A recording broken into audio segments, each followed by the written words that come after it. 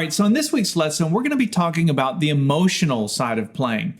And this has very little to do with technique or with scales or any of those things, chord shapes, the things that tend to confuse people or maybe slow you down a little bit. And this has everything to do with what you're feeling and expressing yourself with your fingers. So I'm going to show you a very simple little triangle that has just 3 notes on the fretboard, and anybody can play these 3 notes. It doesn't matter where you are with your skill level. But I want to show you how you can use something as simple as this to express yourself. And I think you're going to really enjoy this if you've struggled with trying to play lead guitar in the past. So when it comes to playing lead and being a good lead player, I think of 3 things that have to happen all at once. There's a technical side, there's a theoretical side, and then there's an emotional side. These 3 things have to happen in unison. And so in this lesson, we're going to be focusing really only on the emotional side. The technical side would be, how fast you are, your left and right hand coordination, all of those sort of technical things. And then over here would be the theoretical side, which is your knowledge, knowing how to play chord changes, knowing scales, modes, all of those things. And so we're all at different levels with all of these things, but the one thing that we all have is we all have some emotion or some desire or ideas in our head that we're trying to communicate. We all have that. Now, some of us have more of that, or maybe we're more of an emotional player than others, but we've all got something we're trying to say. That's why we're doing this in the first place. So in this video, I'm going to break down everything that I played note for note. It's very simple to follow along, easy to play. However, if you're a premium member, you would have access to the tablature for that and the MP3 jam track, which is important if you want to practice that. You can get those things by going to activemelody.com, go to the weekly lessons page, and do a search for EP422. Now, I realize that not everyone is a premium member, at least not yet. I'm trying to convince you that it's a good deal, especially if you're learning how to improvise. But if you're not, if that's not your thing, we will go through everything in this video, and so you'll at least understand how to play everything. And then obviously you can practice with the jam track if you want to check out premium membership. All right, so this song is played in the key of A, and there's 2 sections to it. So we're going to start off in this first section, which has 2 chords. It has an A and a B minor, which is your 2 chord, your 1 chord and your 2 chord. And we just go back and forth between those 2 chords like this, or the song does. Right? Just very chill, very sort of simple in terms of structure, 2 chords. But everything that I play, even over the second section, which has 2 other chords, we'll get it to in a minute, I'm still staying on the same 3 notes, 3 fretted notes. There's actually a 4th note when we count the bend in this note, but for simplicity's sake, I want to say that we're playing off of 3 notes, 3 fretted notes, so that you can picture this triangle. Let me show you how to see this first. So the first note is the 11th fret 3rd string. The second note is the 10th fret 2nd string, and then the 3rd note is your 12th fret 2nd string. That is the triangle. Hopefully you can see the triangle there. At least that's how I picture it. From my vantage point, I'm looking down at the top of the triangle. And so let me just stick my toe in the theory water just for a minute, just to explain where this is coming from. If you don't care about theory, you don't want to know about it, just ignore this part. But basically, these notes would be the major pentatonic scale, pattern 4, 4A, which is our 1 chord. When it goes to the B minor, these same notes would be in the B Dorian mode. You remember Dorian is your 2nd mode, so that's your 2 chord. So they would also be in the B minor pentatonic scale, pattern 2. So if we're just thinking pentatonics, you can think of it that way. So those same 3 notes would work in both situations. All right, so now that we have that explanation of theory out of the way, let's start having some fun with these notes here and exploring all that we can do. Now we're going to break these down into very simple little phrases. So it's kind of like words, you can think of it that way. And so the first word we're going to learn goes like this. That's it. So I'm sliding in with my middle finger to the top of the triangle, 11th fret, 3rd string, and then that 10th fret, back to the 11th fret, to the 10th fret 2nd string again, and then the last note would be 12th fret 2nd string. So practice that first. Now the timing for when to start this lick comes in on the and of 2. So it doesn't come in right away. So the song starts playing, you get the first chord, and then you play the lick. So it goes like this. If we were counting it out slowly, you'd go 1 and 2 and. All right, let me do that again. 1 and 2 and. Okay, the next phrase goes like this.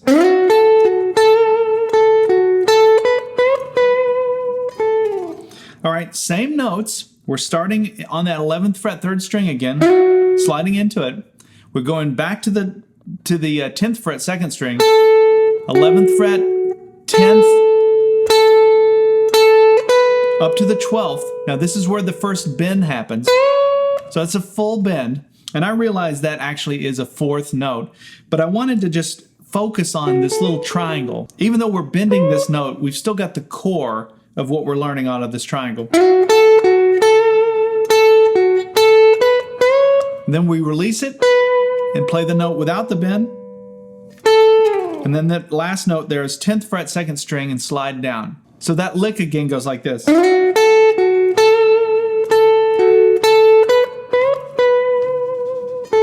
Now notice these little subtle things like this. Those are the things that really make your playing. Now that would be easy to go, bend it and then hear the release. But by muting the release like that, and then playing the note, without the bend, those are the things that took me a long time to really get down. It's simple. It's simple in the way that it sounds, but there's some technique behind that. It's muting the string so that you don't hear the release of the bend. It's what you're really trying to emulate the human voice.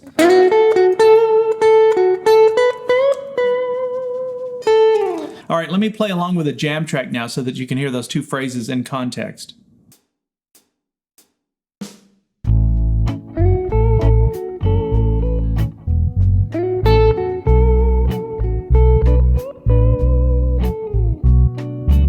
All right, so the third phrase goes like this. All right, a lot of repetition here, which is a good thing, right? We're going to start back on the 11th fret, 3rd string again, 10th fret, back to the 11th fret, and then 12th fret again. 2 bends, but you don't release them. You bend it again, and then you end it right there.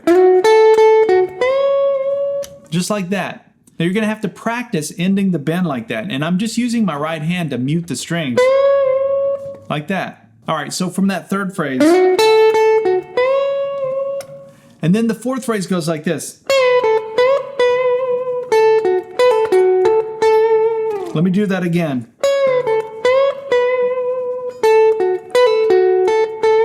Now we'll talk through the timing of all this in just a minute. But let's learn this fourth phrase here. So it starts with a pre-bend. That's where you bend on the 12th fret. We're still on that 12th fret 2nd string, but we push it into place without playing it yet. And then we pick it and release as we pick it. So it goes like that. And then we come down to the 10th fret 2nd string. We do another full bend on the 12th fret. So it goes. And then we play the 12th fret without the bend. Now we're just playing 2 notes there, but you can see there's a lot going on. There's a pre-bend, release, another bend, and then playing the note without the bend. And then there's this pull-off, which happens between the 12th fret and the 10th fret on the 2nd string. So I'm just picking that one downstroke, and I do a pull-off with my ring finger. And then middle finger goes down on the 11th fret 3rd string. And then the 10th fret 2nd string. So that's what that fourth phrase looks like. So those 2 phrases together then, the 3rd and the 4th phrase, go like this.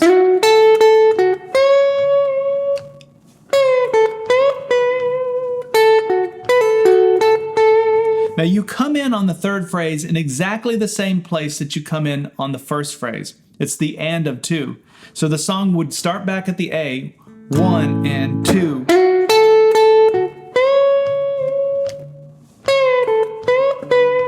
That's where it goes to the B minor.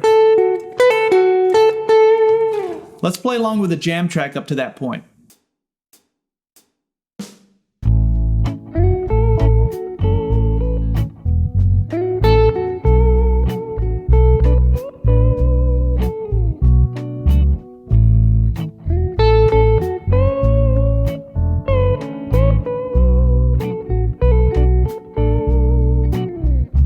All right, so with those 4 simple phrases, we've made it through the first half of the song. Now, this is where the song goes into another part, and it goes to an F sharp minor chord now.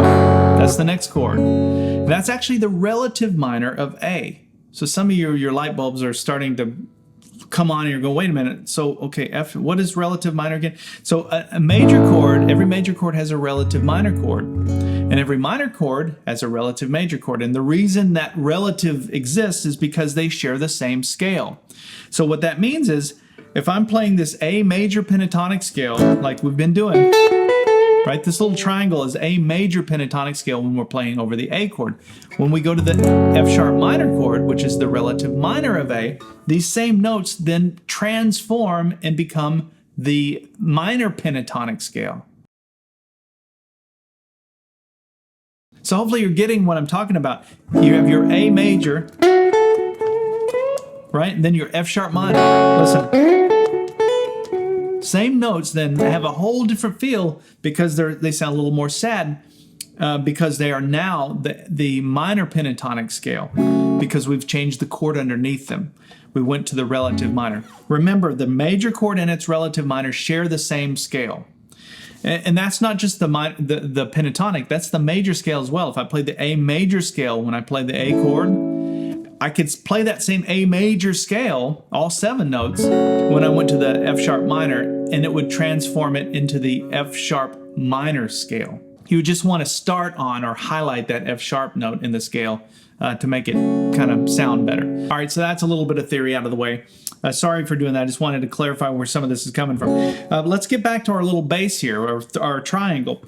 So when the song goes to the F sharp minor, I played 1 note, really. We're just hanging out on 1. Actually, I slid into the 11th fret 3rd string and then stayed on the 10th fret 2nd string. I love the sound of that. Very B.B. King-ish. And then the song goes to another chord. It goes to the B major chord this time. So we went F sharp minor to B major. And what I played for the B major was... And actually, when I played that, I plucked that with my finger. I didn't even use my pick. Hear the difference in tone by plucking? It sounds a little more aggressive, like you're shouting a little bit.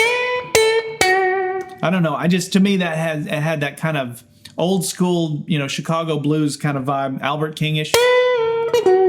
And so anyway, I'm still on the same notes here. This time I'm bending with my index finger from the 10th fret 2nd string, doing a full bend. And then another bend, but not quite as far. You're kind of going in between the major and the minor. And then we're landing on that 11th fret, 3rd string. And that phrase works over the B, because that would be like B minor pentatonic. If we look at where that would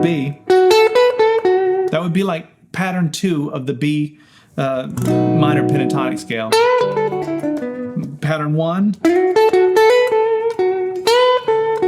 that's where we're at for pattern 2. All right, so in this second part, the timing of this note, the B.B. King note, if you want to think of it that way, that comes in right on the 1. So it'd be 1, 2, 3, 4, 1, 2, 3, 4, 1, 2, 3. And then we come in, then this note would be on the 1 when we go to the 5 chord. Let me play along with the jam track just so you can hear those 2 parts in context.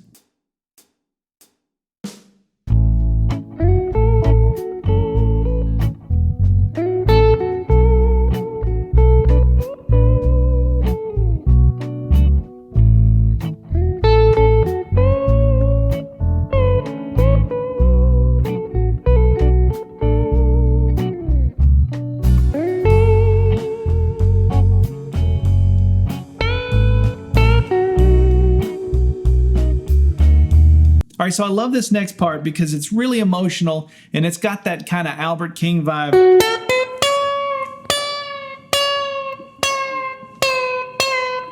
And it's played using the same notes. And what I'm doing is I'm plucking with my finger. So I've got my pick kind of tucked away here. You don't have to do that. You can play with a pick if you want. To me, it just sounds more like the human voice when you're doing that. It sounds like somebody crying almost. And so what I'm doing a full bend here on the 12th fret. but then I'm releasing the bend a little bit. And so it's total string control at this point. You really have to have a good grip on that, but it's you can do this. It's not super technical. It's just hearing and getting an idea in your head.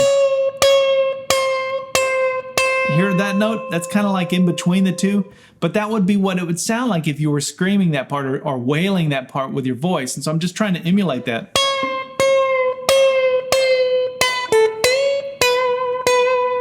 So I played.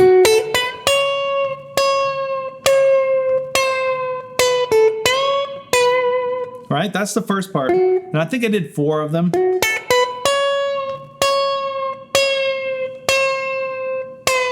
Release it, down to the 10th fret, 12th fret bend, and then we play the 12th fret without the bend.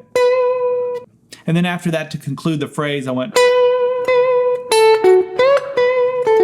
So it's 12th fret 2nd string, hit that twice, 10th fret, 11th fret 3rd string, another bend on the 12th fret, and then we go back to the 12th fret without the bend, and then just to trail it off like a voice would do. So, all right, let's look at that whole thing.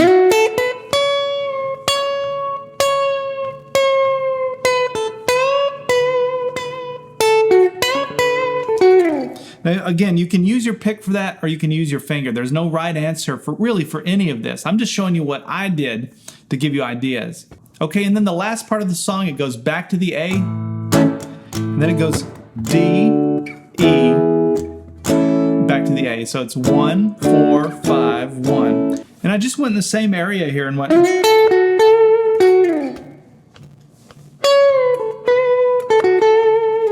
And concluded it like that. Same notes, 11, 10, 11, 10, back to 11, and then wait it out. So there's another pre-bend release on the 12th fret.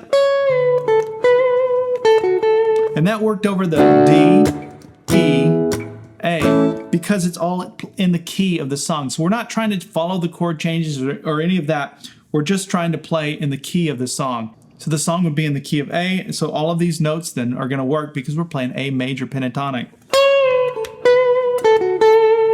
And that really is all there is to this. You can see it's not as technical as you might think. It really does focus more on the emotional side of playing, and it takes all the guesswork out of what scale should I be playing, should I be thinking about, this chord or that. You're not worrying about that. You have 3 notes to sit and focus on. So even if you don't play what I'm playing, get the jam track and just take these notes and just get lost in it.